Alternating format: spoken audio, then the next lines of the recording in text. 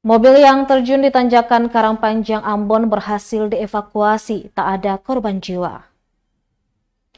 Sebuah mobil sedan berwarna hitam terjun ke jurang di kawasan Tanjakan Jalan Pitu Ina, Kelurahan Karangpanjang, Kecamatan Srimo, Kota Ambon berhasil dievakuasi Kamis 10 Oktober. Pantauan Tribunnews.com, minibus dengan nomor polisi DE 1476AV itu dievakuasi menggunakan mobil derek milik TNI. Proses evakuasi berjalan lancar, namun sempat menyebabkan kemacetan. Pengendara yang melintas terpaksa menurunkan laju kendaraan.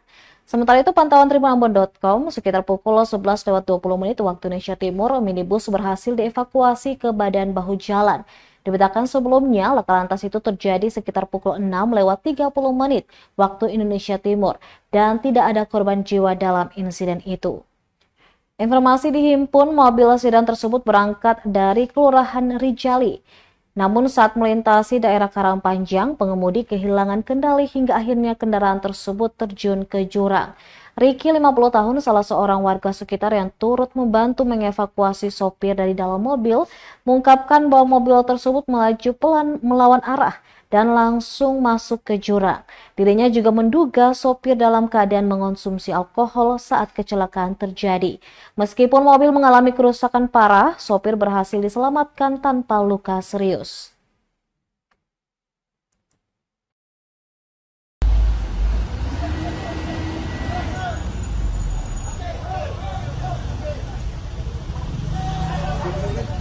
Download Tribun X sekarang, menghadirkan lokal menjadi Indonesia.